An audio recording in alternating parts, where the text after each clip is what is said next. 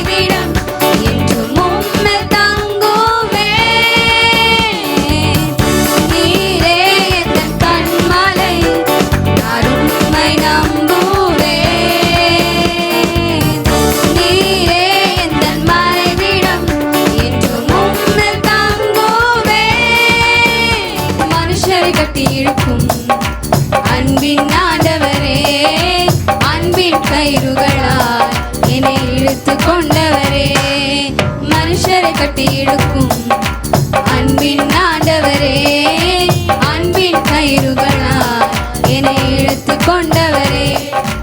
எப்ராயிமே உன்னை எப்படி கைவிடுவேன், இஸ்ரவேலே உன்னை எப்படி ஒப்பு கொடுப்பேன். எப்ராயிமே உன்னை எப்படி கைவிடுவேன், இஸ்ரவேலே உன்னை எப்படி ஒப்பு கொடுப்பேன். எப்ராயிமே உன்னை எப்படி கைவிடுவேன், இஸ்ரவேலே உன்னை எப்படி ஒப்பு கொடுப்பேன். எப்ராயிமே உன்னை எப்படி கைவிடுவேன், இஸ்ரவேலே உன்னை எப்படி ஒப்பு கொடுப்பேன். தாயை போல உணவு கொடுப்பவரே, தகப்பனை போல என்னை சுமந்து செல்பவரே. தாயை போல உணவு கொடுப்பவரே, தகப்பனை போல சுமந்து செல்பவரே.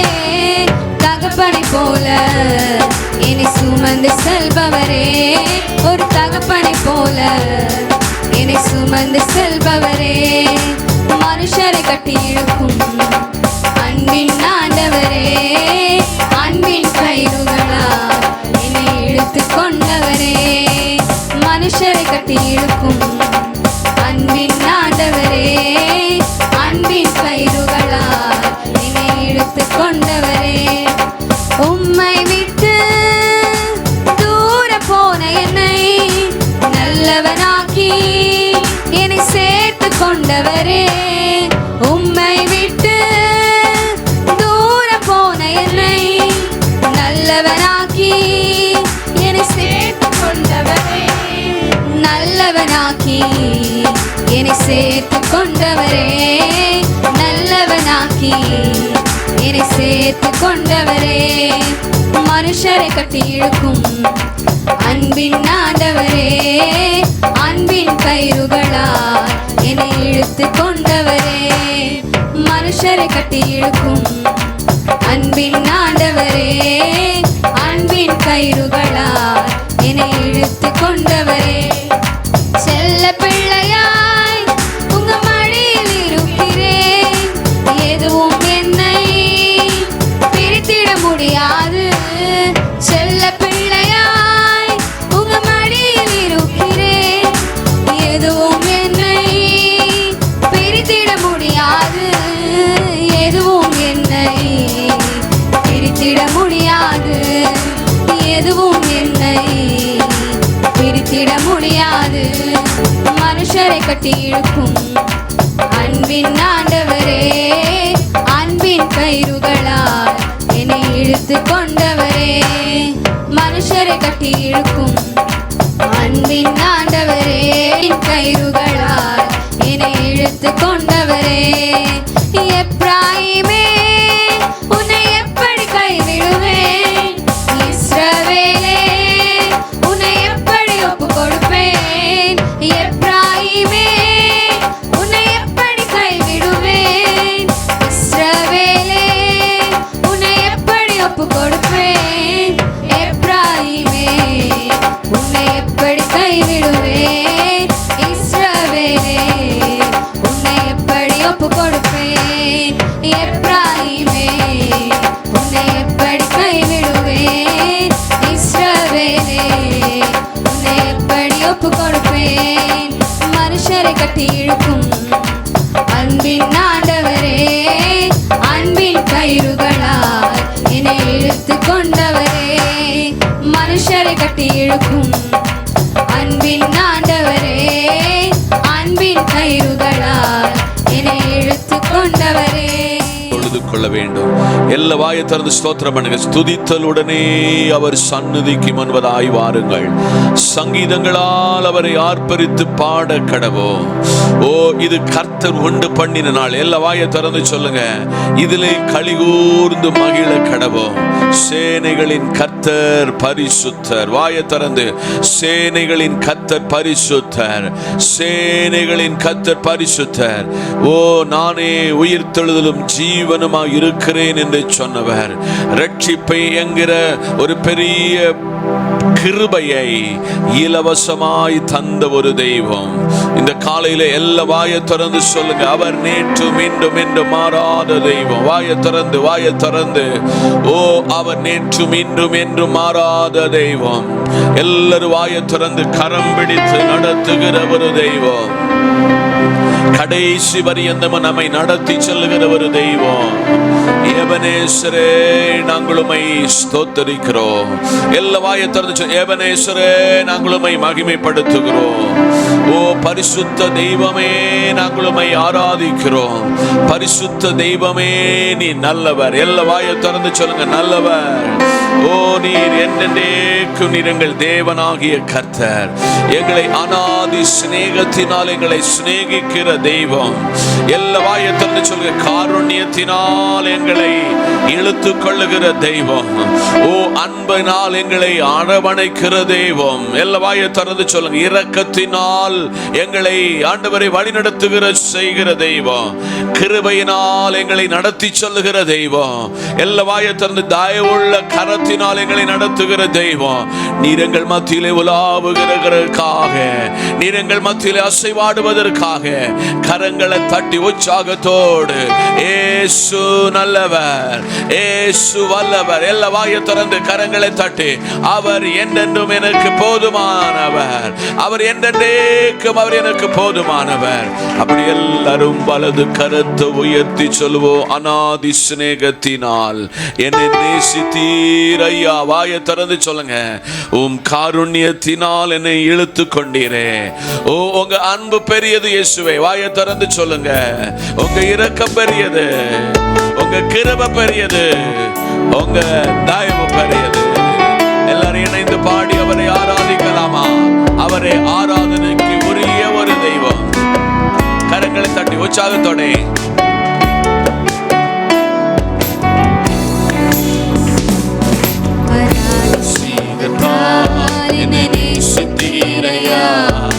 காருண்யத்தினால் இழுத்து கொண்டீரே. அநாதி ஸ்நேகத்தால் என்னை நேசித்தீரையா. காருண்யத்தினால் என்னை இழுத்து கொண்டீரே. கரங்களை உயர்த்தி, உங்க அன்பு பெரியது, உங்க இரக்கம் பெரியது, உங்க கிருபை பெரியது, உங்க தயவு பெரியது. ஒரு விசிக்கோட, அன்பு பெரியது, உங்க இரக்கம் பெரியது, உங்க கிருபை பெரியது, உங்க தயவு பெரியது. அநாதையாக அழைத்து என்னை கரங்களை தட்டி சொல்லுங்க, அன்பு காட்டி அரவணைத்து காத்து கொண்டீரே. அநாதையாக அழைத்து என்னை தேடி வந்தீரே. அன்பு காட்டி அரவணைத்து காத்து கொண்டீரே. கரங்களை உயர்த்தி, அன்பு பெரியது, உங்க இரக்கம் பெரியது, உங்க கிருபை பெரியது, உங்க தயவு பெரியது. உங்க அன்பு பெரியது, உங்க இரக்கம் பெரியது, உங்க கிருபை பெரியது, உங்க தயவு பெரியது. அநாதையாக அழைத்து என்னை தேடி வந்தீரே. அன்பு காட்டி அரவணைத்து காத்து கொண்டீரே. அநாதையாய் அழைத்த என்னை தேடி வந்தீரே. அன்பு காட்டி அரவணைத்து காத்து கொண்டீரே. கரங்களை உங்க அன்பு பெரியது, உங்க இரக்கம் பெரியது, உங்க கிருபை பெரியது, உங்க தயவு பெரியது. உங்க அன்பு பெரியது, உங்க இரக்கம் பெரியது, உங்க கிருபை பெரியது, உங்க தயவு பெரியது. இல்லாத உலகத்திலே அலைந்தேனையா. நிகரில்லாத இயேசுவே அணைத்துக் கொண்டீரே. இல்லாத உலகத்திலே அலைந்தேனையா. நிகரில்லாத இயேசுவே அணைத்துக் கொண்டீரே. கரங்களை உங்க அன்பு அசைத்து, பெரியது,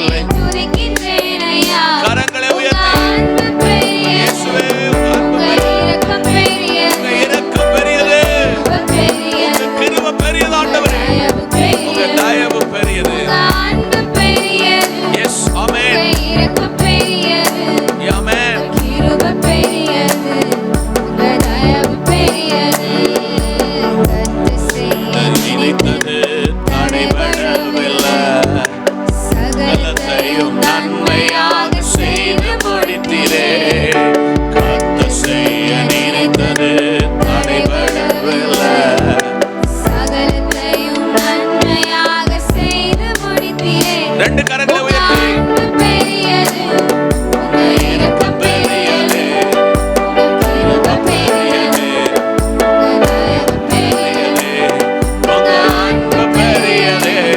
உங்க இரக்கம் பெரியது, உங்க கிருபை பெரியது, உங்க தயவு பெரியது.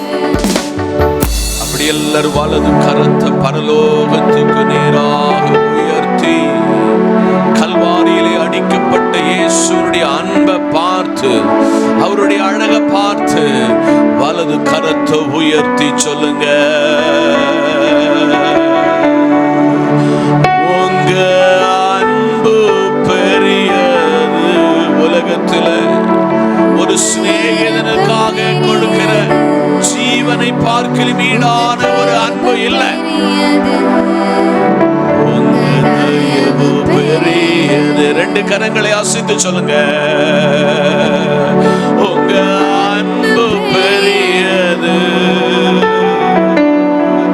உங்க இரக்கம் பெரியது, உங்க கிருபை பெரியது, உங்க தயவு பெரியது.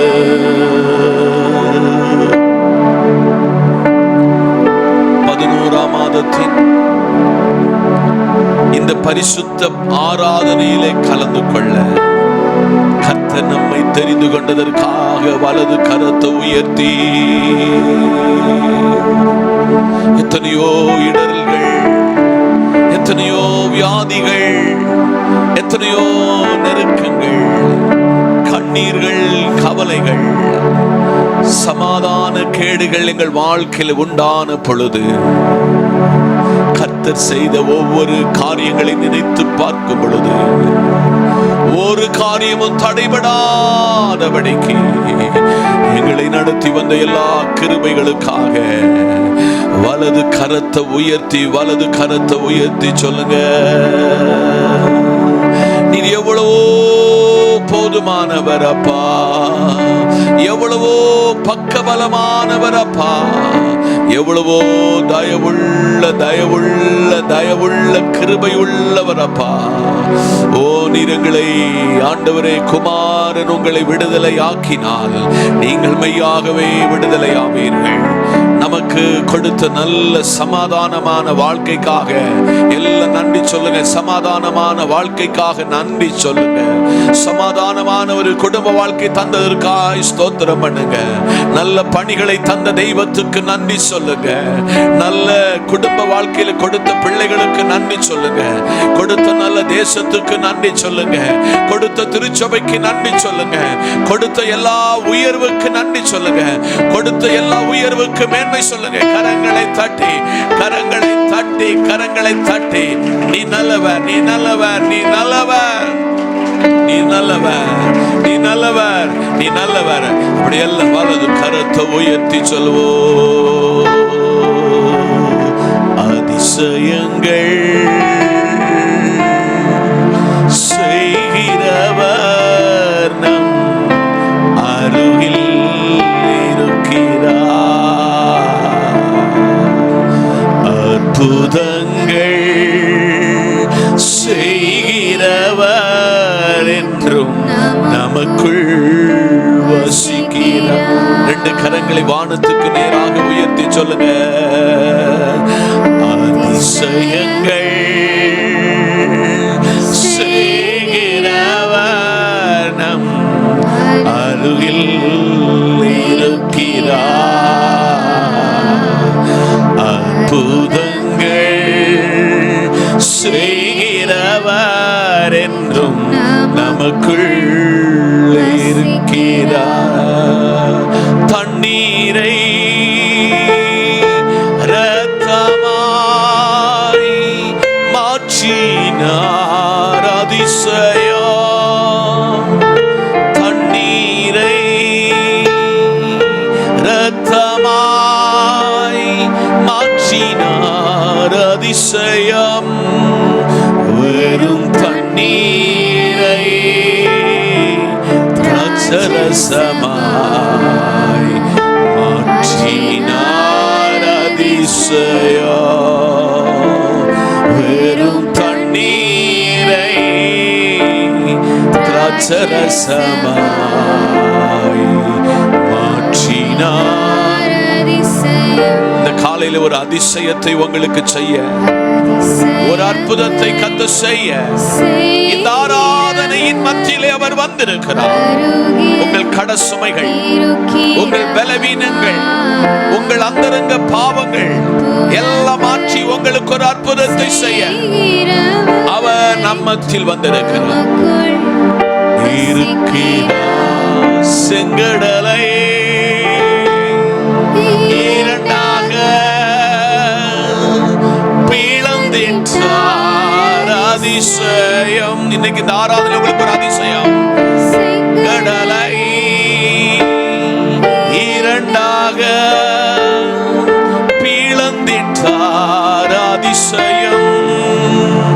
புயல் காற்றையும் தம் வார்த்தையாலே அடக்கினார். அதிசயம். சேர்ந்து சொல்லுங்க. புயல் காற்றையும் தம் வார்த்தையாலே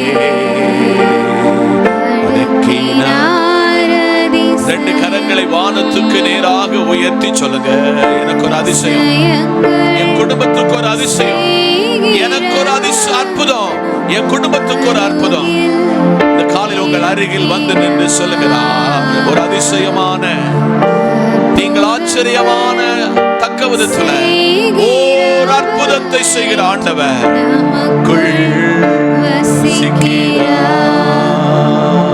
காலையில கடந்த 11 மாதம் முழுவதுமாக தேவன் நமக்கு எவ்வளவு நல்லவராக இருக்கிறார், நமக்கு எவ்வளவு போதுமானவராக இருக்கிறார்.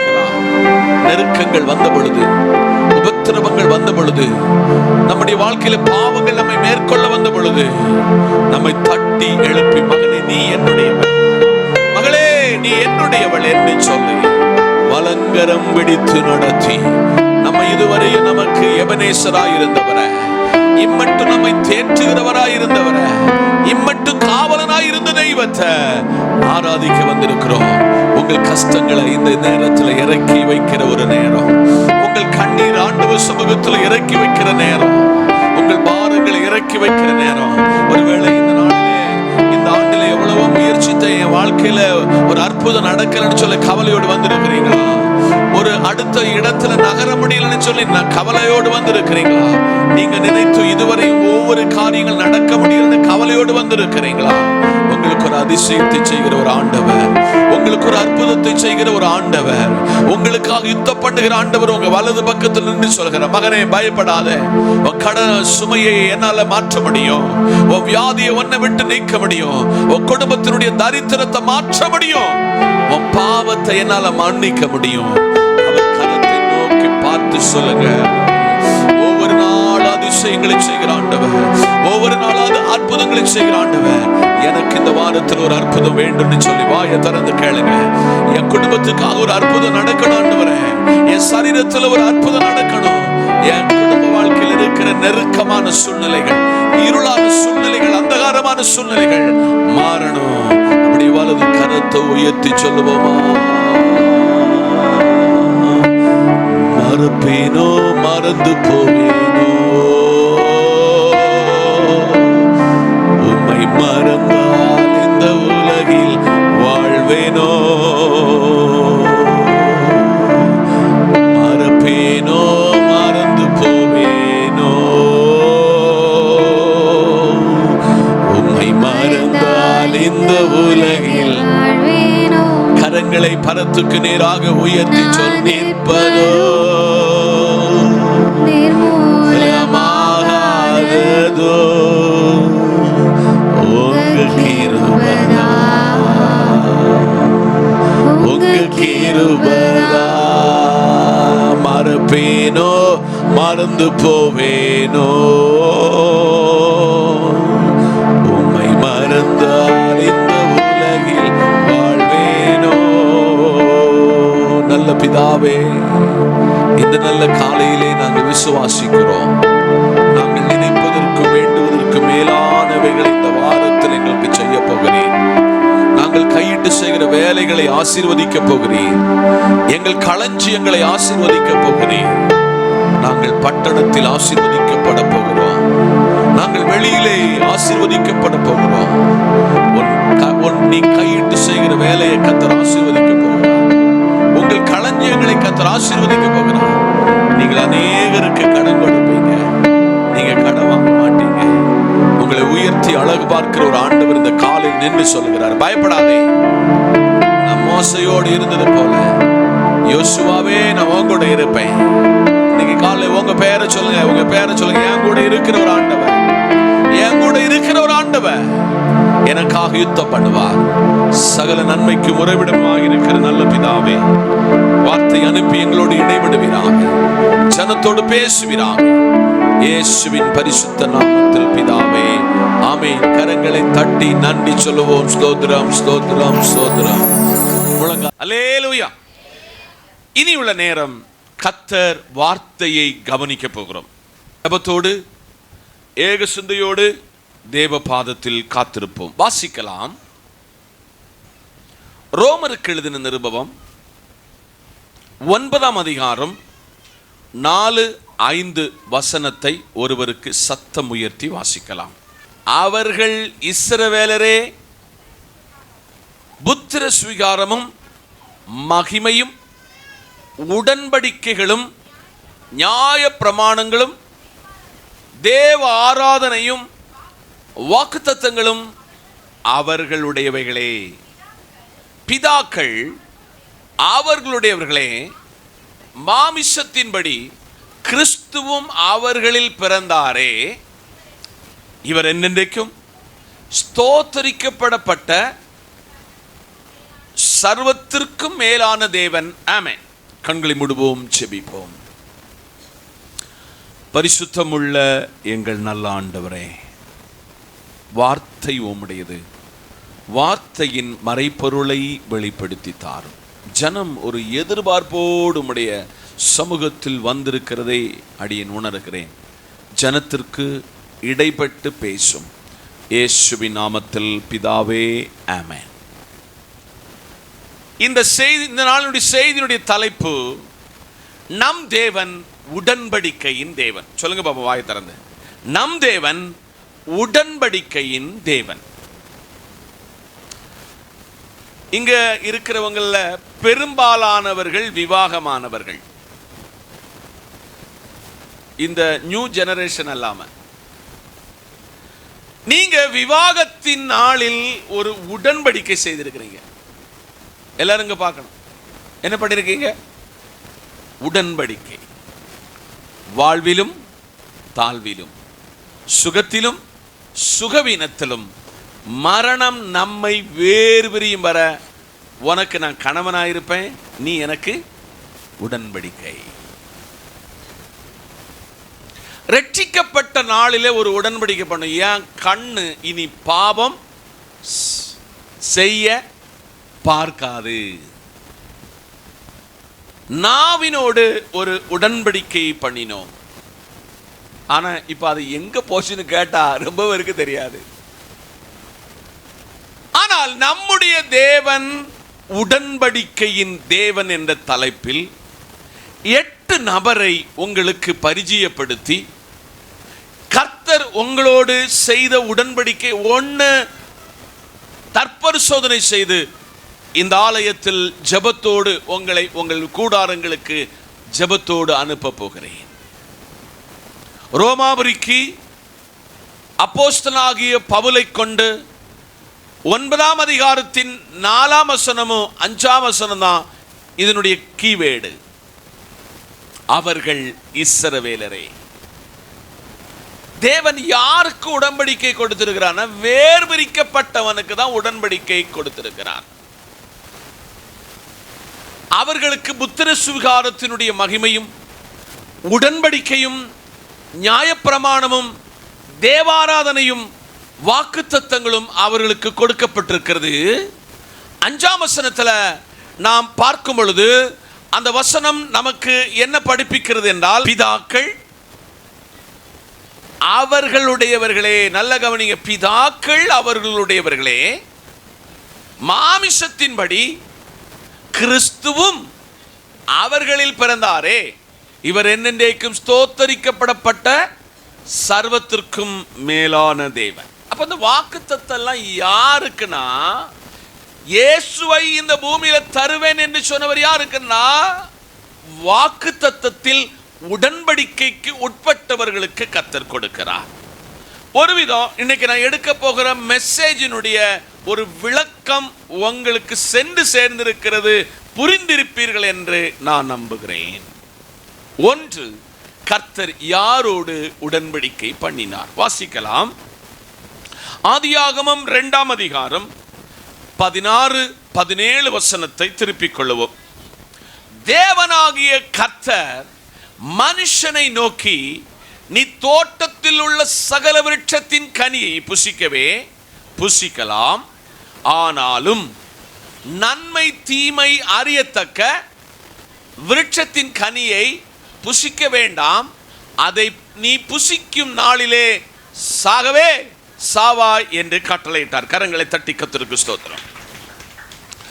ஒன்று, நம் தேவன் யாரிடத்தில் உடன்படிக்கை பண்ணினார் என்றால்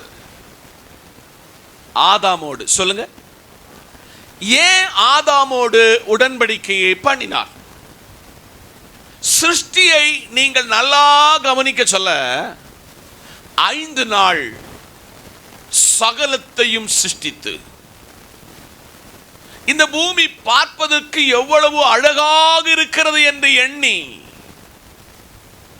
தேவ சாயலில் தேவனாகிய கர்த்தருடைய ரூபத்தின்படி மனிதனை கர்த்தர் சிருஷ்டித்தார். கரங்களை தட்டி ஸ்தோத்திரம்.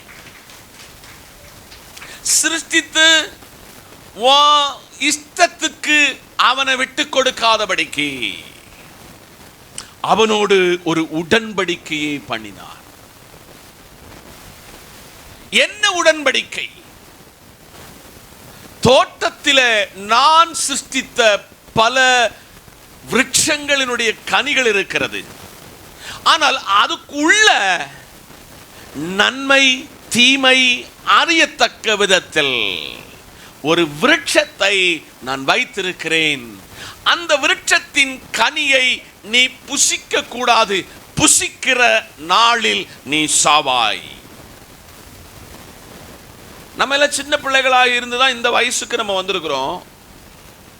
நான் சின்ன பிள்ளையா இருக்க சொல்ல, வீட்டில் அப்பா அம்மா காலையில் 8 மணிக்கு வேலைக்கு போயிடுவாங்க, மறுபடியும் அவங்க வீட்டுக்கு வருகிறது 4 மணிக்கு தான் வருவாங்க. அப்போ நம்மகிட்ட சொல்லுவாங்க, அதை செய்யக்கூடாது, இதை செய்யக்கூடாது, அதை பண்ணக்கூடாது, இதை பண்ணக்கூடாதுன்னு சொல்லுவாங்க. ஆனால் எதை செய்யக்கூடாதுன்னு சொல்லுதாங்களோ அது என்னதுதான் இருக்கிறது என்பது ஒன்று பார்த்தா தான் நம்ம என்ன செய்வோம், அப்பந்தான் நமக்கு ஒரு மன திருப்தி.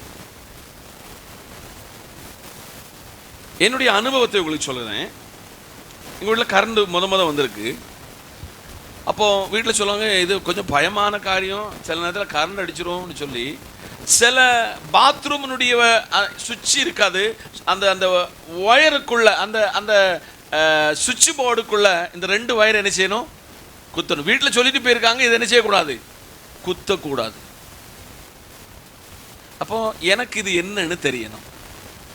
இப்போ எனக்கு தெரியாது, பச்சை சின்ன கம்ப ஈர்க்கிலிய ஈக்குச்சிய அதுக்குள்ள பச்சையானது உள்ள போடக்கூடாதுன்னு தெரியாது. ஒன்று அடிச்சு பண்ண தூக்கி டமானு தூக்கி மேஜிலிருந்து தூக்கி எரிஞ்சிச்சு.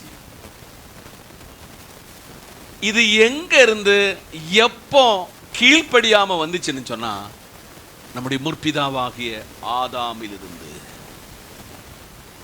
எந்த கனியை புசிக்க கூடாது என்று கர்த்தர் சொன்னாரோ அந்த கனியை அவர்கள் புசித்தார்கள்.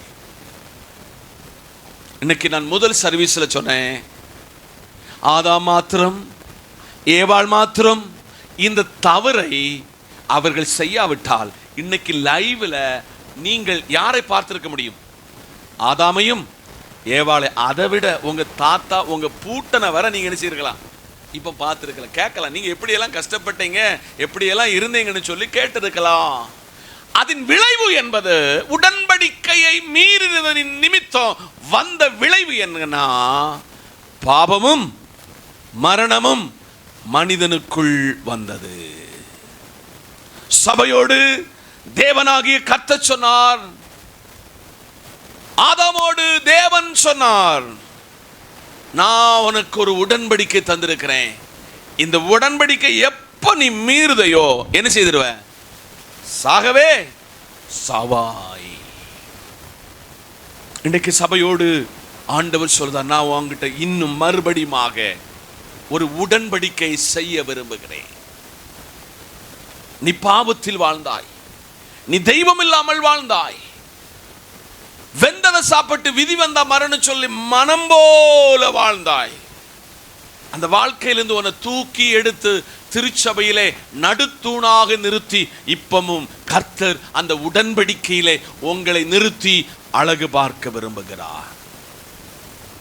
ஆண்டவர் கேட்கிறாரு, இந்த உடன்படிக்கையில் நிற்க ஆசைப்படுகிறாயா, இல்ல பாவத்தில் விழுந்து சாக விரும்புகிறாயா?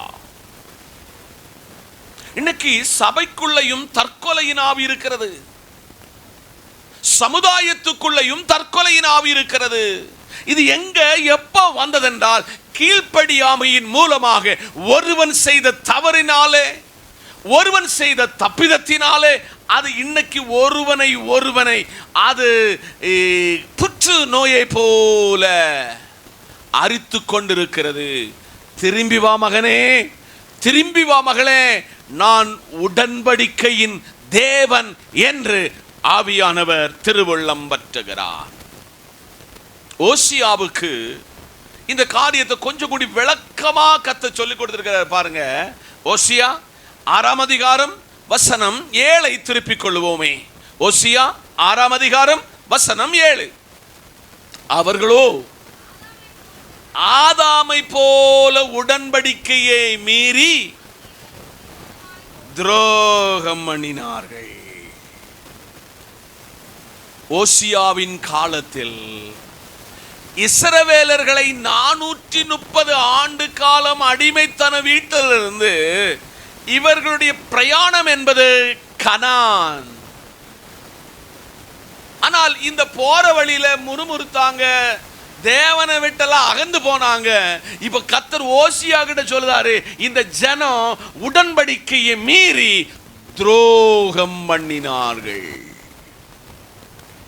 இன்னைக்கு காலையில சபை கிட்ட கேட்கிறாரு, நீ ரட்சிக்கப்பட்ட காலத்தில் உன் கண்ணோடு, உன் கையோடு, இருதயத்தோடு, காலோடு, கையோடு ஒரு உடன்படிக்கை பண்ணினது உண்மை. ஆனால் அந்த உடன்படிக்கையில் குடும்ப வாழ்க்கையில் கணவன் மனைவிக்கு நம்ம துரோகம் பண்ணணும், நம்ம பிள்ளைகளுக்கு துரோகம் பண்ணணும், அதை விட நம்மை உருவாக்கின கர்த்தருக்கு துரோகம் பண்ணினோம். ஓசியா அதை தெளிவுபடுத்தி காட்டுகிறார். அவர்களோ ஆதாமை போல, ஏன்னா ஆதாமை அடக்கம் பண்ணப்பட்டிருக்கிற மண்ணில் விளைகிற ஒவ்வொரு தானியங்களை நாம் புசிக்கிற நேரத்தில் அந்த பாவம் நம்மை தொடர்ந்து பிடிக்கிறது. ஒரு எக்ஸாம்பிள் உங்களுக்கு சொல்கிறேன். ஒரு 6 மந்தான பிறந்த கை குழந்தை, அதுக்கு ஒரு 100 ரூபாய் கையை கொடுத்து அதுக்கிட்ட கொடுத்து அதை பிடிச்சு வச்சுக்கிடும். திருப்பி கேட்டா அது கொடுக்காது. அது என்ன செய்ய? கையை யாராவது அந்த பிள்ளைக்கு சொல்லி கொடுத்தது உண்டோ? ஆதலால் ஆதாம் தொடங்கி இன்று வரை ஜனித்த ஒவ்வொரு மனிதனும் தேவனுக்கு முன்பதாக துரோகம் பண்ணிருக்கிறார் என்று ஓசியா வெளிப்படுத்துகிறார். இன்னைக்கு காத்த தற்பரிசோதனை செய்ய போறாரு. இந்த ஆண்டை உனக்கு நான் இலவசமா தந்தேன், இந்த ஆண்டை வாக்குத்தத்தமா தந்தேன், இந்த ஆண்டை உனக்கு இலவசமா தந்தேன். இந்த ஆண்டுல என் பிள்ளை எந்த நிலையிலாவது வாழ்க்கையில் மாற்றத்தை தந்து என்கிட்ட நன்றி கடனாக வந்து நிற்பான் என்று கர்த்தர் எதிர்பார்த்து இந்த ஆண்டை தந்தார். கர்த்தர் கேட்கிறார், மகனே, நீ மகளை, எங்கெல்லாம் நீ கர்த்தருக்கு துரோகம் பண்ணினாய், உன் எஜமானனுக்கு துரோகம் பண்ணினாய், உன்னை நம்பி சில காரியங்களை சொன்ன நபர்களுக்கு நீ எத்தனை துரோகம் பண்ணினாய், திரும்பி வா என்று ஆண்டவர் உரைக்கிறார். ஒன்று, ஆதாமோடு உடன்படிக்கை என்னவென்றால் இந்த கனியை அந்த கனிக்குள்ள பேரு சொல்ல, நன்மை தீமை அறியத்தக்க விதத்தில் உள்ள கனியை புசிக்கிற நாளில் சாவாய். டோட்டல் ரிசல்ட் என்ன? அவன் நிர்வாணம் என்று அவனுக்கு காட்டி கொடுக்கப்பட்டது. சபிச்சாரு, தோட்டத்திலிருந்து வெளியேற்றினார். ஆண்டவர் சோதிக்க சொல்கிறார், மகனே மகளே, நீ உடன்படிக்கைக்கு எப்படி கட்டுப்பட்டு நடக்கிறாய் என்பதை சோதித்தறிய வேண்டும். இரண்டாவதாக ஆதியாகமம் 8ஆம் அதிகாரம் 8, 9, 10, 13. பின்பு பூமியின் மேல் ஜலம் குறைந்து போயிற்றோ என்று அறியும்படிக்கு ஒரு புறாவை தன்னிடத்தில் வெளியே விட்டான் நோவா. 9ஆம் வசனம். பூமியின் மீதெங்கும் ஜலம் இருந்தபடியால் அந்த புறா தன் உள்ளங்காலால் வைத்து இடமில்லாமல் திரும்பி பேழைக்கு அவனிடத்தில் வந்தது. அதை பிடித்து ஸ்தோத்திரம். 10ஆம் வசனம். பின்னும் 7 நாள் பொறுத்து மறுபடியும் புறாவை பேழையிலிருந்து வெளியே விட்டான். 13ஆம் வசனம். அவனுக்கு 601 வயதாகும் வருஷத்தில் முதல் மாதம் முதல் தேதி பூமி மேல் இருந்த ஜலம் வற்றி போயிற்று. நோவா பேழையிலிருந்து மேல் தட்டை எடுத்து பார்த்தான், ஜலம் இல்லாதிருந்து கரங்களை தட்டி. நம்பர் 2, ஆண்டவராகிய கர்த்தர் நோவாவோடு ஒரு உடன்படிக்கை பண்ணுகிறார். ஃபர்ஸ்ட் அவனுக்கு கட்டளை பிறப்பிக்கிறார். என்ன கட்டளை? பேழையை உருவாக்கு, 2 ஜோடாக உள்ள ஏத்து, ஊருக்கு பிரசங்கம் பண்ணு, இன்னும் பூமி ஜலத்தினால் அழிக்கப்பட போகிறது. ஒரு மனுஷன் கூட காது கொடுத்து கேட்கல, ரட்சிக்கப்படல, மனம் திரும்பல. 8 பேர். எத்தனை பேர்?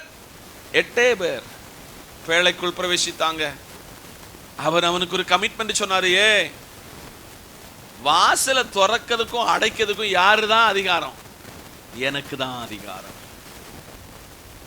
நான் சுருக்கமா சொல்லி கொண்டு போறேன், உங்களுக்கு தெரிஞ்சதுனால. ஜலம் பூமியை நிரப்பினது, பேழை என்கிற கப்பல் மிதந்தது, சகல மனுஷனும் ஆண்டு போனான். ஆனால் இந்த கர்த்தர் இவங்கிட்ட ஒரு உடன்படிக்கை கொடுத்து ஒரு வானவில்லை ஏற்படுத்துகிறார். வரலையே சொல்லுங்க. The rainbow, 7 colors, 7 கலர் உள்ள ஒரு அழகான, இந்த உலகத்துல எந்த மனிதனுடைய டெக்னாலஜிலையும் செய்ய முடியாத ஒரு அழகான ரெயின்போவை உருவாக்கி, இனி நான் இந்த பூமியை ஜலத்தினால் அழிப்பதில்லை என்று சொல்லி உடன்படிக்கை பண்ணினவர் இன்னைக்கு வர அந்த உடன்படிக்கையில் உண்மையுள்ளவராக இருக்கிறார். ஒருவேளை நீங்க கேட்கலாம், என்னையா நீங்க சொல்லுகிற பிரசங்கத்துக்கும் இந்த உலகத்தில் நடக்கிற ஜலப்பிரளயத்துக்கெல்லாம் கொஞ்சம் வித்தியாசமா இருக்கு என்று சொல்லி நீங்க கேள்வி கேட்கலாம்.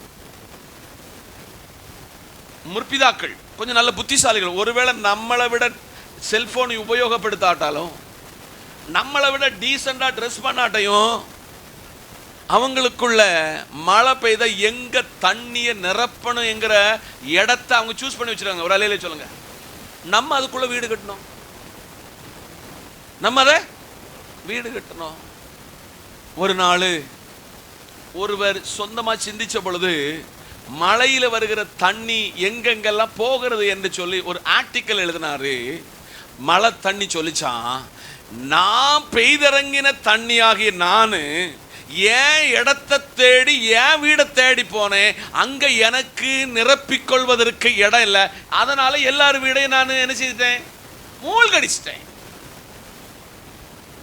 கொஞ்சம் நல்லா சிந்திக்க வேண்டும்.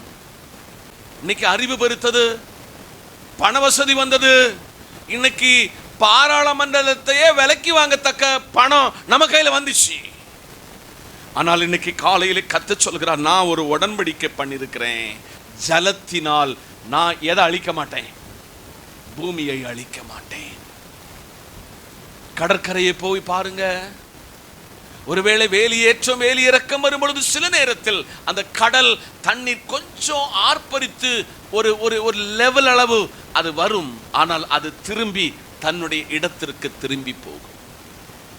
அது நோவாவோடு செய்த உடன்படிக்கையை இன்றைக்கும் ஆண்டவர் தற்காத்து வருகிறார்.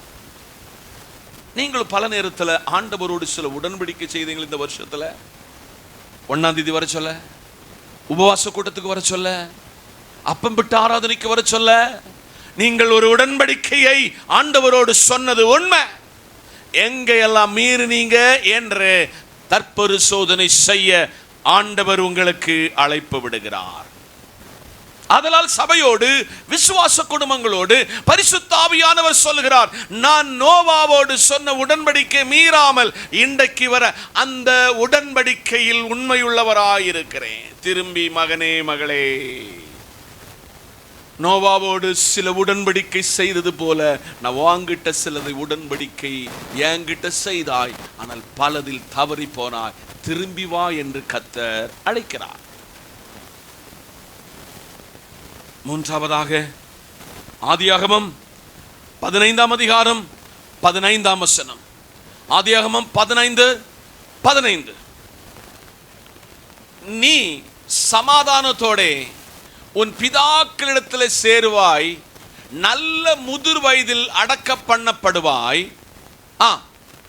கிள 4ஆம் தலைமுறையிலே அவர்கள் இவ்விடத்திற்கு திரும்பி வருவார்கள். ஏனென்றால் எமோரியருடைய அக்கிரமம் இன்னும். கரங்களை தட்டி ஸ்தோத்திரம். மூணாவது, ஆபிரகாமோடு ஒரு உடன்படிக்கை பண்ணுகிறார். யாரோடு? யாரோடு? ஆபிரகாமோடு.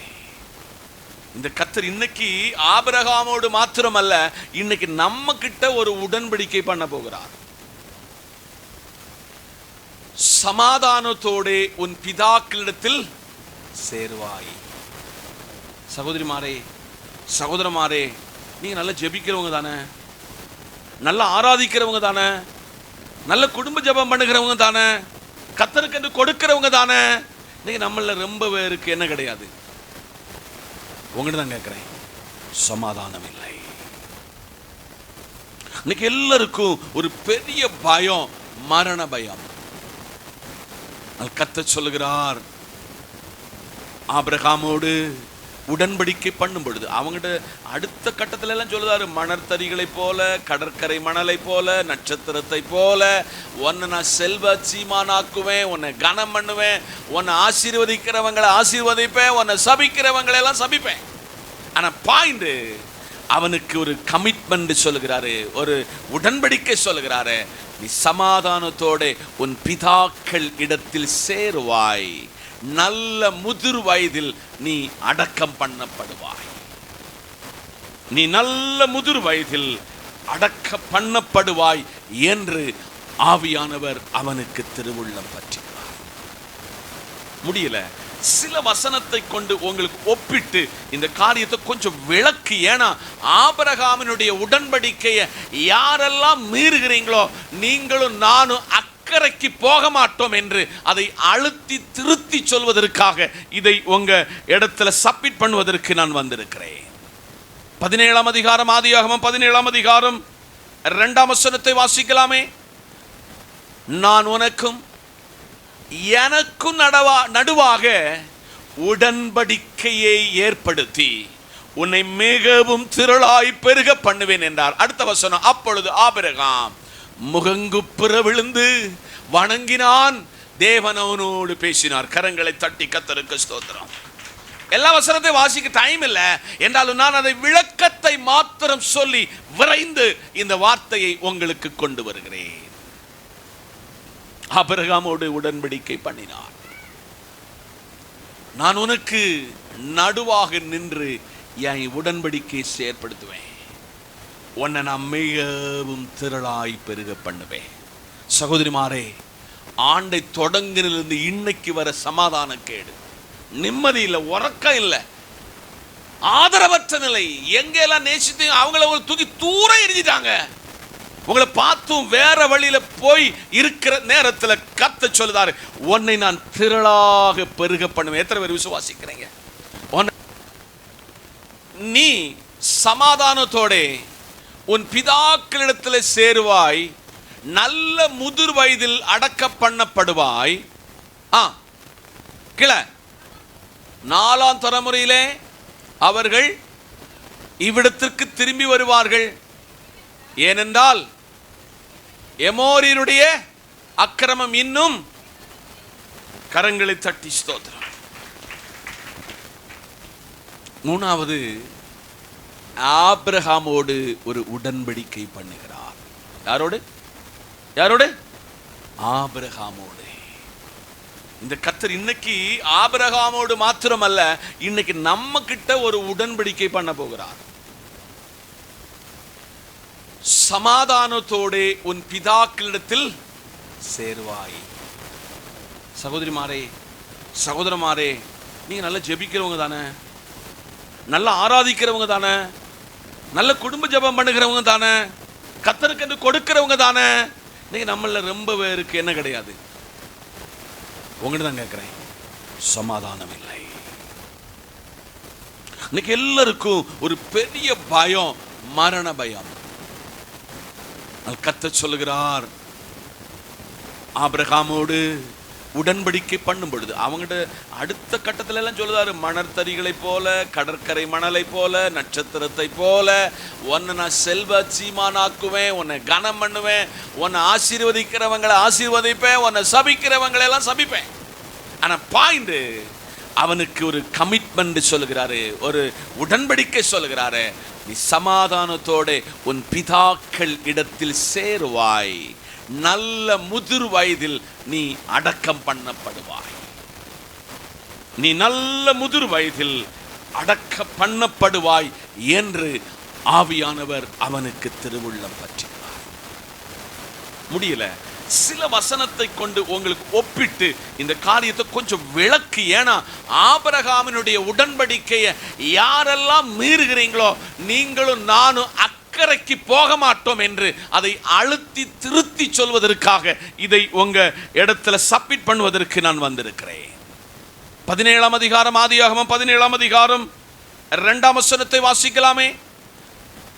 நான் உனக்கும் எனக்கும் நடுவாக உடன்படிக்கையை ஏற்படுத்தி உன்னை மிகவும் திரளாய் பெருக பண்ணுவேன் என்றார். அடுத்த வசனம், அப்பொழுது ஆபிரகாம் முகங்குப்புற விழுந்து வணங்கினான், தேவன் அவனோடு பேசினார். கரங்களை தட்டி கர்த்தருக்கு ஸ்தோத்திரம்.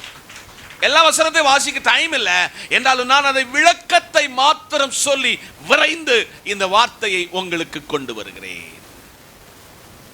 ஆபிரகாமோடு உடன்படிக்கை பண்ணினார்.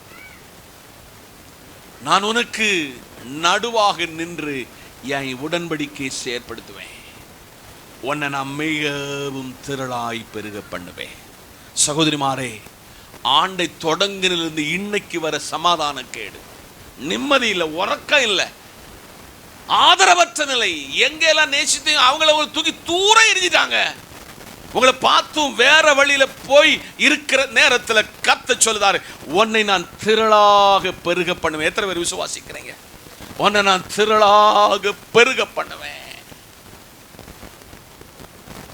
அப்பொழுது ஆபிரகாம் முகங்குப்புற விழுந்தான். அவன் கர்த்தரோடு பேச தொடங்கினான். தேவன் அவனோடு பேச, அவன் தேவனோடு பேச முற்பட்டான். இன்னைக்கு நாளிலே கணக்கு படிச்சவங்களுக்கு நல்ல தெரியும், கூட்டலும் இருக்கு, கழித்தலும் இருக்கு, பெருக்கலும் இருக்கிறது. ஆனால் நான் பிரசங்கிக்கிற எங்க அப்பாவுக்கு பெருக்கலை விரும்புகிறவர், பெருக்கலை காண செய்கிறவர் எங்க அப்பா. ஒருவேளை தோல்வி அடைந்து விட்டீங்களா? சிலதை இழந்து விட்டீங்களா? இன்னைக்கு கர்த்தர் ஆபிரகாமோடு உடன்படிக்கை பண்ணினது என்னன்னா, உன்னை நான் திரளாக பெருக பண்ணுவேன், உன் சம்பத்தை பெருக பண்ணுவேன், உன் புத்தியை பெருக பண்ணுவேன், உன் சந்ததிகளை பெருக பண்ணுவேன். விசுவாசிக்கிறவங்க கரங்களை தட்டி ஆண்டவருக்கு நன்றி சொல்லுங்க. அது ஆபிரகாமுக்கு அப்படியே ஆயிற்று. கலாத்தியர் 3ஆம் அதிகாரம் வசனம் 17. கலாவுடன் நடந்த 2 பேரு பலர் வேவு பார்க்க போனாங்க. 2 பேரை அதுக்குள்ள பிரவேசிக்க வச்சதுக்கு எனக்கு ஒரு கமிட்மெண்ட்ங்கிற உடன்படிக்கை வாங்கிட்டு இருக்குப்பா. சகோதரிமாரே, எல்லாவற்றையும் இழந்து நிற்கிறீங்களா? சகோதரமாரே, படுத்த ராத்திரியில உங்களுக்குள்ள மனைவிக்குள்ள முகம்தான் தெரியுது, செவுரு தான் தெரியுது, மேல லைட் தான் தெரியுது, ஃபேனு தான் தெரியுது என்று அலறி கதறி கண்ணீர் வடிக்கிறீர்களோ? இன்னைக்கு கர்த்தர் சொல்றாரு, நான் மோசே கிட்ட சொன்ன உடன்படிக்கைய அப்படியே அவனுக்கு நிறைவேற்றி காட்டி கொடுத்து, பாலும் தேனும் ஓடுகிற 430 ஆண்டுகள் அடிமையாயிருந்த அந்த ஜனங்களை அழகு பார்த்து அவர்களை ஆசீர்வதித்தது உண்மைன்னு சொன்னா, என் உடன்படிக்கைக்கு யாரெல்லாம் கட்டுப்பட்டு என் உடன்படிக்கையின்படி எவன் ஒருவன் வாழ்கிறானோ அவன் லைஃப் ஹிஸ்டரியே மாறும். எங்க அப்பா அந்த மோசையே அடக்கம் பண்ணினார். ஒரு அலையிலே சொல்லுங்க. எதை குறித்து கவலைப்பட்டு கண்ணீர் வடித்து ஒரு முழத்தை கூட்டவோ குறைக்கவோ முடியாது. இன்னைக்கு கர்த்தரிடத்தில் திரும்பி வா. உன் தேவனாகிய கர்த்தர் உடன்படிக்கையின் தேவன், உடன்படிக்கையின் தேவன். அவர் சொல்ல ஆகும், அவர் கட்டளை இட்டால் நிற்கும். உபாகமம் 12ஆம் அதிகாரம் 8 சில வசனம் எல்லாம் எனக்கு சொல்லி போவதற்கு நேரம் கிடைக்காது. சிலதை மாத்திரம் உங்களுக்கு சொல்லி போகிறேன். உபாகமம் 12:8-9 மட்டும் வாசிருங்க. இங்கே இந்நாளில் அவனவன் சரியானவைகளை எல்லாம் நீங்களும் செய்யாதிருப்பீர்களாக, உங்கள் தேவனாகிய கர்த்தர் உங்களுக்கு கொடுக்கும் இளைப்பாறுதலையும் கரங்களை தட்டி உங்களுக்கு ஒரு இளைப்பாறுகிற ஒரு இடம் இருக்கிறது. அல்லேலூயா. அதனால நீங்க இப்ப பிரயாணத்துல தான் இருக்கீங்க இஸ்ரவேலர்களே. நான் சொன்ன நாட்டுக்கு நீங்க இதுவரையும் போகல. உங்களுக்கு நான் மன்னாவை கொடுத்தேன், உங்களுக்கு காடையை கொடுத்தேன், உங்களுக்கு மாறாவில கசந்த நீரை மதுரமாக்கி கொடுத்தேன், உங்களை நான் தூக்கி சுமந்தேன். ஒருவேளை நீங்க நினைச்சு நீங்க சாப்பிடலாம் இந்த வருஷத்தை நீங்க இந்த 11 மாசத்தை முடிச்சிட்டீங்க. இல்ல, இந்த 11வது மாசத்துல எத்தனையோ அழுகையும் பற்கடிப்பு வந்தது. பலர் தற்கொலை செய்து விடலாமா, ஊரை காலி பண்ணலாமா என்றெல்லாம் நீங்க திட்டம் வகுத்தேனோ.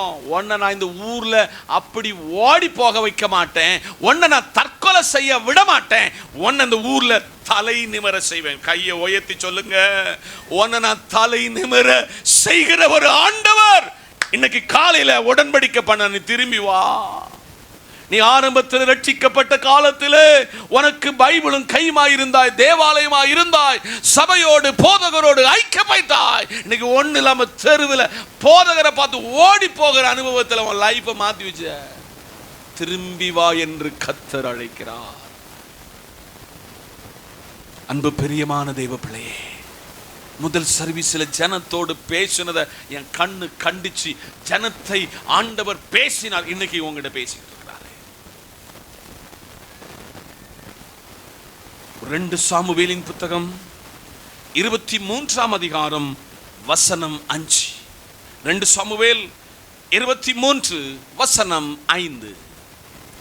என்னுடைய வீடு இப்படி இராதோ, சகலமும் திட்டம் பண்ணப்பட்டிருக்கிற நித்திய உடன்படிக்கை என்னுடைய அவர் என்னுடனே செய்திருக்கிறார். ஆதலால் என்னுடைய எல்லா ரட்சிப்பும் எல்லா வாஞ்சையும் கரங்களை தட்டி கர்த்தருக்கு ஸ்தோத்திரம். நான் ஒருத்தவங்கள மனைவி கிட்ட தப்பா நடந்தேன். அந்த தப்ப மறைக்கிறதுக்கு என்னதெல்லாமோ செய்து பார்த்தேன். பரலோகத்தின் தேவன் நேர வீட்டுக்கு ஒரு தீர்க்கதரிசி வீட்டுக்கு அனுப்பினாரு. அல்லேலூயா. தப்பெல்லாம் உணர்த்தின பொழுது ஒருத்தர் ரட்சிக்கப்பட்டான். ஒரு அல்லேலூயா சொல்லுங்க. தப்ப எங்க நீங்க ஒரு ஊழியக்காரன் சொல்ல வசனம் சொல்லத்துல திருத்துகிறீங்களோ நீங்க இந்த ஊர்ல பெரிய ஆளு. ஒரு அல்லேலூயா. அது பாஸ்டர் பப்ளிக்ல சொல்லிவிட்டாரு, என் பேரை சொல்லிவிட்டாரு. இன்னைக்கு காலையிலே என்னுடைய வீடு தேவனிடத்தில் இப்படி இராதோ.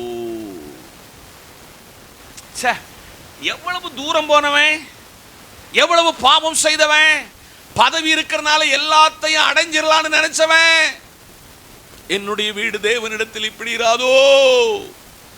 சகலமும் திட்டம் பண்ணப்பட்டிருக்கிற நிச்சயமான நித்திய உடன்படிக்கை என்னுடன் அவர் செய்திருக்கிறார். லோகத்துல பைபிள்ல அப்பா லட்சக்கணக்கான வேத கேரக்டர்ஸ் இருக்கிறாங்க, ஒருத்தனையும் ஒரு நாளும் சொல்லிராத வார்த்தையை என் பரமபிதாவாகிய தேவன் சொன்னால், தாவீது என் இருதயத்திற்கு ஏற்றவன். நம்ம தப்பு பண்ண பின்ன அடுத்து நம்மளை இங்க பிடிக்க முடியாதா? அவ்வளவுதான். தப்பு பண்ண உடனே சரண்டர் ஆகி கர்த்தருக்கு ஆலயம் கட்டணும், கர்த்தருடைய ராஜ்யம் இந்த பூமியில மகிமைப்படணும். அவன் நினைத்த பொழுது ஆண்டவர் அவன்கிட்ட ஒரு உடன்படிக்கை பண்ணார். இங்க வா, உன் கை என்ன இருக்கு, ரத்தம் புரண்டு இருக்கிறது, நீ எனக்கு என்ன செய்ய வேண்டாம், ஆனா உனக்கு ஒரு கன்ஸ்ட்ரக்ஷன் தானே, உன் மகனாகிய சலமோன். அந்த உடன்படிக்கை அப்படியே பிடிச்சு நடத்தினாரு. அந்த பொறுப்பை சலமோனுக்கு கொடுத்தாரு. வாசிங்க 2 நாளாகமம் 7ஆம் அதிகாரம் வசனம் 18. அப்பொழுது இஸ்ரவேலை அரசாளும் புருஷன் உனக்குள் இல்லாமல் போவதில்லை. கரங்களை தட்டி தாவீதே, நீ ஒரு இஸ்ரவேலனாக உன்னை ஒரு சாமுவேல் அபிஷேகம் பண்ணினது உண்டென்றால், நீ தவறு பண்ணின நேரத்தில் என்கிட்ட வந்து சரணடைந்தது உண்மைனா, உன்னை கொண்டு ஆலயத்தினுடைய பணிமுட்டுக்களை உருவாக்கினது உண்மைனா, உன் பிள்ளைய கொண்டு ஆலயத்தை கட்ட வைத்தது உண்மைன்னு சொன்னா, உன் சந்ததி ராஜ்யத்தை ஆளும். பக்கத்துல கையை பிடிச்சு சொல்லுங்க, உங்க சந்ததி இந்த உலகத்தை நாட்டை ஆளும். கையை பிடிச்சு சொல்லுங்க. விசுவாச கண்களோடு இன்னைக்கு காலையில பரிசுத்த ஆவியானவர் சொல்கிறார், இன்னைக்கு பார்க்க சொல்ல, உங்க பிள்ளை எல்லாத்திலையும் சோம்பேறி, ஒண்ணுக்கு ஆகாதவன், ஆனா உன் பிள்ளையை கொண்டு ஆண்டவர் உன் குடும்பத்தை மாத்திரமல்ல திருச்சபையை கட்டி எழுப்பக்கூடிய ஒரு அனைண்டிங்க கத்த தருவார். விசுவாசிக்கிற ஒரு ஆமென் சொல்லுங்க. அப்பொழுது இஸ்ரவேலே, அரசாளும் புருஷன் உனக்கு இல்லாமல் போவதில்லை என்று நான் உன் தகப்பனாகிய தாவீதோடு உடன்படிக்கை பண்ணியே உன் ராஜ்யத்தின் சிங்காசனத்தை நிலைநிற்க பண்ணுவேன். ஆமென். நீங்க வேதத்துல தாவீதுக்குள்ள பிள்ளைகளுடைய வம்ச வரலாறு ஒன்று அடிச்சு யூடியூப்ல கூகுள்ல போய் ரிசர்ச் பண்ண சொல்ல அங்க ஒரு வாசகம் வரும், சலமோனுக்கு பின்பு அவனுடைய மகன். அப்படி ராஜ்யத்தை ஆண்டு அவர்கள் தேவனுக்கு உடன்படிக்கையில் உண்மை உள்ளவர்களாக இருந்தார்கள். காலம் போன பொழுது தேவத்துக்குள்ள ஸ்தானத்துல விக்கிரகத்தை கொண்டு வந்து தூக்கி தூர எறிஞ்சிட்டாரு. சபையே, உங்களுக்காக பரிதபித்து அழக்கூடிய ஒரு போதகரையும் ஒரு போதகரமாயும் உனக்கு தந்த ஸ்தானத்தில் நீ இந்த ஸ்தானத்தை விட்டு நீ மொட்டை போட, நீ வேளாங்கண்ணிக்கு போக, உன் இஷ்டப்படி நடந்த அடிச்சு தொலைச்சு போடுவாரு. இன்னைக்கு காலையில பரிசுத்த ஆவியானவர் பேசுகிறார். 2 தோணில எவன் சஞ்சரிக்கிறானோ அவனுக்கு ஆபத்து, அவனுக்கு வேதனை, அவனுக்கு சஞ்சலம் என்பதை சபை மறந்து விடக்கூடாது. எனக்கே உங்களை இவ்வளவு ஸ்டடி பண்ணி நீங்க எங்கெங்கெல்லாம் போறீங்கன்னு தெரிஞ்சிச்சுன்னா, எங்க ராஜாதி ராஜாவுக்கு உங்க அணுவா உங்களுடைய வாழ்க்கை பிட்ட தூக்கி தூர எறிய முடியும், சொல்ல முடியும். காதுள்ளவன் கேட்க கடவன். 89ஆம் சங்கீதத்தின் 3ஆம் வசனத்தை தாவீது எழுதும் பொழுது அவன் ஒரு வாசகத்தை சொல்லுகிறான். என்னால் தெரிந்து கொள்ளப்பட்டவனோடே உடன்படிக்கை பண்ணி என் தாசனாகிய தாவீதை நோக்கி கரங்களை தட்டி. கீழே அந்த வசனத்தை வாசிங்க, 4ஆம் வசனத்தை. என்றென்றைக்கும் சந்ததியை நிலைப்படுத்தி தலைமுறையாக கரங்களை தட்டி நீங்க உங்க ஒரு பையன் தான் அரசாங்கத்தில் வேலை பார்க்குறான், அடுத்த உன் பேரப்பிள்ளைக்கு பேரப்பிள்ளைக்குள்ள பேரப்பிள்ளைய ஆண்டவர் தலை நிமிர செய்வார். எத்தனை பேர் விசுவாசிக்கிறீங்க? அல்லேலூயா.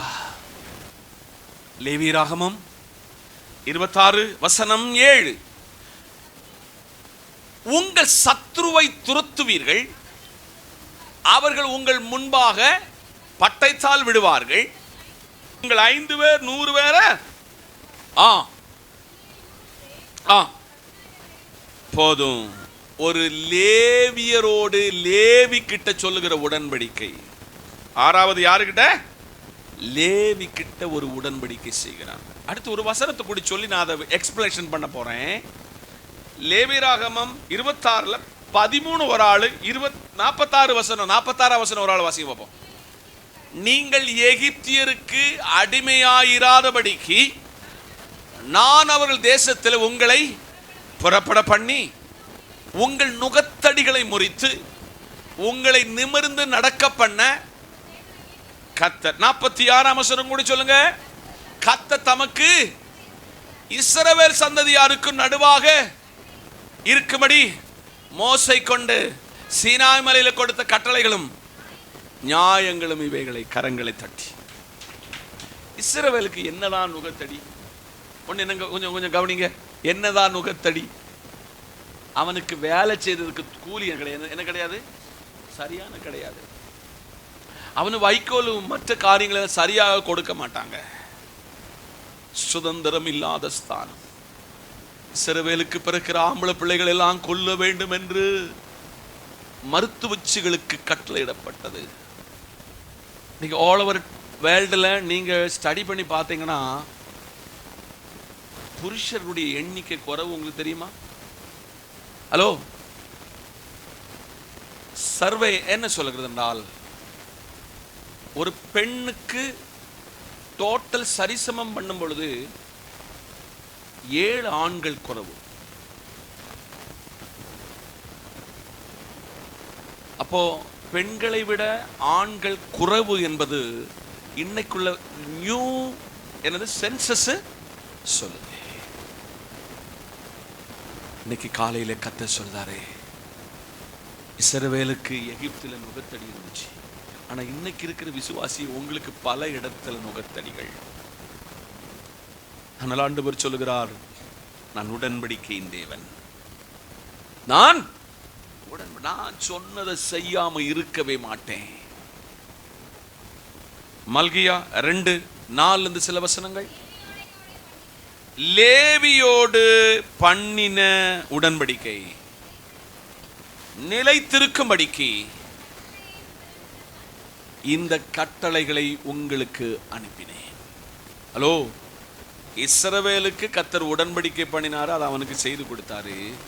இப்ப லேவி கிட்ட ஒரு உடன்படிக்கை செய்ய போறாரு. என்ன உடன்படிக்கை பாருங்க, வாசிங்க. 2 மல்கியா 2ஆம் அதிகாரம் 4, 5, 6 வசனத்தை அப்படி ஒரு ஆள் தொடர்ந்து வாசிங்க. நிலைத்திருக்கும்படிக்கு இந்த கட்டளைகளை உங்களுக்கு அனுப்பினேன் என்கிறதை அறிந்து கொள்வீர்கள் என்று அவனோடு பண்ணின என்னுடைய உடன்படிக்கையின் ஜீவனும் சமாதானமாகும். கரங்களை தட்டி. போதும், இவ்வளவு வாசித்த போதும். நான் அவங்கிட்ட என்ன உடன்படிக்கை பண்ணினா, உன் ஜீவனை நிலைநிறுத்துவேன். ஹலோ, உன் ஜீவனை நிலைநிறுத்துவேன். அதனால இன்னைக்கு காலையில லேவியோடு ஒரு உடன்படிக்கை பண்ணினார். உனக்கு என்ன தருவேன்? ஜீவனையும் சமாதானத்தையும். லேவி கிட்ட என்ன சொல்றாரு? ஜீவனையும். இந்த ஜீவன் இருக்கிற வரதான் பிள்ளைகளுக்கு நீங்க எல்லாம் செய்ய முடியும். ஹலோ, இல்ல பின்ன இன்ப இயேசு ராஜாவை பார்த்தால் போ. இன்னைக்கு காலையில கர்த்தர் சொல்றாரு, லேவி கிட்ட நான் ஒரு உடன்படிக்கை பண்ணினேன், அவனுக்கு என்ன தருவேன்? சமாதானமும்.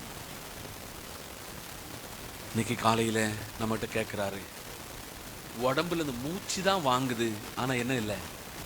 பலன் இல்லை, ஜீவன் இல்லை. நீங்க பிள்ளைகிட்ட பேசுவீங்க அடிக்கடி, ஏம்மா எனக்கே ஜீவன் இல்லைம்மா, பலம் இல்லைம்மா, என்னை விட்டுரு, நான் கொஞ்சம் சமாதானமா இருந்துக்கிட்டேன். உண்மைதானே? இன்னைக்கு காலையில் கத்த சொல்றாரு, நான் உனக்கு ஜீவனையும் உனக்கு சமாதானத்தை தருவேன். இன்னைக்கு சமாதானம் இல்லாமல் இந்த ஆராதனைக்கு வந்திருக்கிறீங்களா? உங்க ஒவ்வொரு முகத்தை பார்த்து என்னால் சொல்ல முடியும், நீங்க எந்த சூழ்நிலையில எப்படி இந்த இடத்துல வெளியில நீங்க சிரிக்கிறீங்க, இருதயத்தில் அழுகிறதை அநேகரை என் கண் முன்னால காண முடியும். ஆண்டவர் சொல்றாரு, நான் உனக்கு ஜீவனை தந்து இவ்வளவு நான் நிறுத்தினேன், இனி நீ தூரம் ஓட வேண்டிய தூரம் வெகு தூரம், உன்னை சமாதானத்தை காணாம இந்த உலகத்திலிருந்து உன்னை நான் எடுக்க மாட்டேன். 5ஆம் வசனம், அவருடனே பண்ணின என் உடன்படிக்கை ஜீவனும் சமாதானமா இருந்தது, அவன் எனக்கு பயத்தோடே இவைகளை அப்படியே அவன் என் நாமத்தை கரங்களை தட்டி. ஓ லேவி, அவன் கிட்ட நான் சொன்ன உனக்கு சமாதானத்தை தருவேன்பா, உனக்கு ஜீவனை தருவேன்னு சொன்ன அந்த சொன்னதை அதுக்கு அவன் பயப்பட்டான். ஆமே, இவைகளை அவனுக்கு கட்டளையிட்டபடியே அவன் கர்த்தருடைய நாமத்திற்கு பயந்திருந்தான்.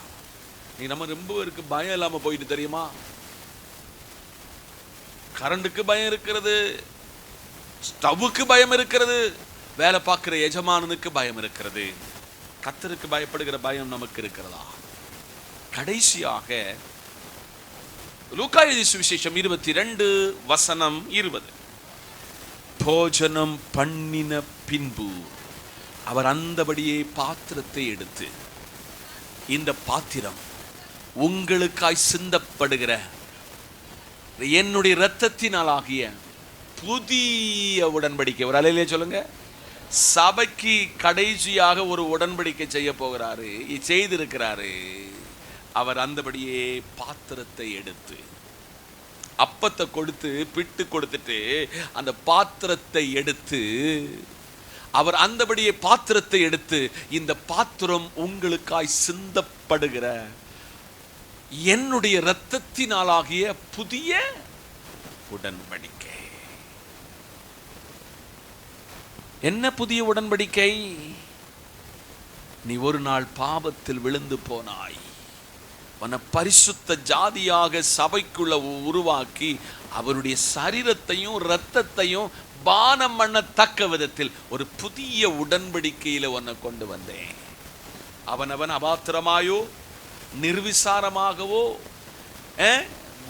வீட்டில் சாப்பிடுகிற சாப்பாடை போல சாப்பிடுறதுக்கல்ல, இது உங்களுக்காய் கல்வாரியிலே சரீரம் உழப்பட்டது போல உழப்பட்ட சரீரமும் சரீரத்தின் சகல இரத்தமும் இரத்தத்தினாலே அவர் நம்மை கிரயம் வாங்கி ஒரு புது உடன்படிக்கையில சபைக்கு தந்திருக்கிறார். சபையே, இந்த புதிய உடன்படிக்கை நியூ கவனன்ட்ல சபை நீ உண்மையாய் இருக்கிறாயா என்று ஆவியானவர் கேட்கிறார். எபிரேயர் 12ஆம் அதிகாரம் வசனம் 24. எபிரேயர் 12 வசனம் 24. புது உடன்படிக்கையின் மத்தியஸ்தராகிய இயேசுவினிடத்தில் ஆபேலுடைய இரத்தம் பேசினதை பார்க்கிலும் நன்மையானவைகளை பேசுகிற இரத்தமாகிய தெளிக்கப்படும் இரத்தத்தினிடத்திற்கு கரங்களை தட்டி. ஆபேலுடைய இரத்தம் இப்ப பேசிக்கிட்டு தெரியுமா? அது பேசினதுல ஒரு பிரயோஜனம் இல்லை.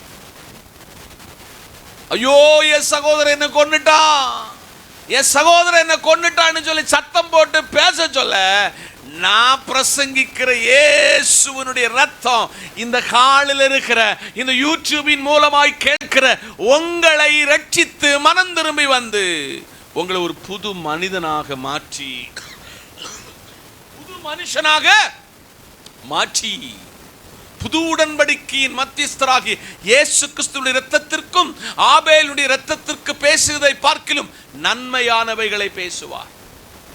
அல்லேலூயா. இயேசு அப்பா கிட்ட பாதத்தில் ஒருத்தி உட்கார்ந்து, அவ பேர் தான் மரியாள். ஆனா ஒருத்தி சாப்பாடு செய்துல இருந்தா, மார்த்தாளே மார்த்தாளே, நீ எதெல்லாமோ நினைச்சு குழப்பிக்கிட்டு இருக்கா, நன்மையானது ஒண்ணுமா, மரியாள் தன்னை விட்டு எடுபடாத இயேசு கிறிஸ்துவிடத்துல நன்மையை வாயிலிருந்து கேட்க கிருபை செய்தார். 1 hour உங்ககிட்ட நின்று இருக்கிறேன். 1 hour. இந்த வசனம் என்ன சொல்லுங்க, இந்த ரத்தம் என்ன பேசும்னா நன்மையானதை பேசும். ஆமென். இது உங்களை புது மனுஷனாக மாற்றும். பேசுகிற ரத்தமாகிய தெளிக்கப்படுகிற ரத்தத்திற்கு வந்து சேர்ந்தீர்கள். நீங்க அந்த இயேசப்பாவுடைய ரத்தத்துக்குள்ள வந்து சேர்ந்தீங்க. கடைசியில் ஒரு வசனத்தை சொல்லி நான் உங்ககிட்ட விடைபெற போகிறேன். எபிரேயர் 13:20. எபிரேயர் 13:20. நித்திய உடன்படிக்கையின் இரத்தத்தினாலாகிய ஆடுடைய பெரிய மேய்ப்பனாகிய நம்முடைய கர்த்தராய் இருக்கிற இயேசுவை மரித்தோரிலிருந்து ஏறி வர பண்ணின சமாதானத்தின் தேவன். சபைக்கு கொடுக்கிற ஒரே ஒரு காரியம் தான், ஒரு வாரம் நீங்கள் ஆராதனைக்கு வந்துட்டு போனா நீங்க வந்ததை காட்டிலும் இங்கிருந்து போக சொல்ல என்னத்தோட போகணும், சமாதானத்தோட போகணும். இன்னைக்கு காலையில கர்த்தர் உங்களை பார்த்து என்ன பார்த்து கேட்கிறாரு, மகனே மகளே, நித்திய உடன்படிக்கை என்கிற இரத்தத்தினாலே ஆடுகளுடைய பெரிய மேய்ப்பன். ஆமா சொல்லுங்க. 23ஆம் சங்கீதத்துல ஒரு மேய்ப்பனை பார்க்கிறோம். இந்த மேய்ப்பன் யார் என்றால், ஆடுகளை உங்கள் எல்லாரையும் என்ன எல்லாரையும் ஆடுகளாக உவமித்து சொல்லுகிறாரு. அந்த ஆடுகளுடைய எல்லா பெரிய பெரிய சீனியர் எக்ஸிக்யூட்டிவ் மேய்ப்பனாயிருக்கிற நம்முடைய கர்த்தராயிருக்கிற இயேசு கிறிஸ்து மரித்தோரிலிருந்து ஏறி வழி பண்ணதுக்கு என்ன காரணம்னா, உங்களுக்கு எனக்கு சமாதானத்தின் உடன்படிக்கை. பக்கத்துல சொல்லுங்க, இன்னைக்கு நம்ம போகிறது நம்ம வீட்டுக்கு சமாதானத்தோட போக போகிறோம். அந்த சமாதானத்தை நம்ம உணர முடியும். அந்த சமாதானத்தை கொண்டே உங்களை கொண்டு செல்வார். ஆதலால் இன்னைக்கு காலையில இந்த வார்த்தையினால் உங்களை ஆசீர்வதிக்க கர்த்தர் விரும்புகிறார். இந்த வார்த்தையினால உங்களை ஆசீர்வதிக்க விரும்புகிறார். 8 உடன்படிக்கை உங்களை சொல்லுகிறார். நம்பர் 1 ஆதாமோடு, நம்பர் 2 நோவாவோடு, நம்பர் 3 ஆபிரகாமோடு, நம்பர் 4 மோசையோடு, நம்பர் 5 தாவீதோடு, நம்பர் 6 இஸ்ரவேலரோடு, நம்பர் 7 லேவியோடு, நம்பர் 8 சபையோடு ஒரு உடன்படிக்கை. இந்த உடன்படிக்கை கட்டுப்படுவோம். இந்த உடன்படிக்கை நம்மை அர்ப்பணிப்போம். தேவன் இந்த வார்த்தையினால் உங்களை ஆசீர்வதிப்பார்.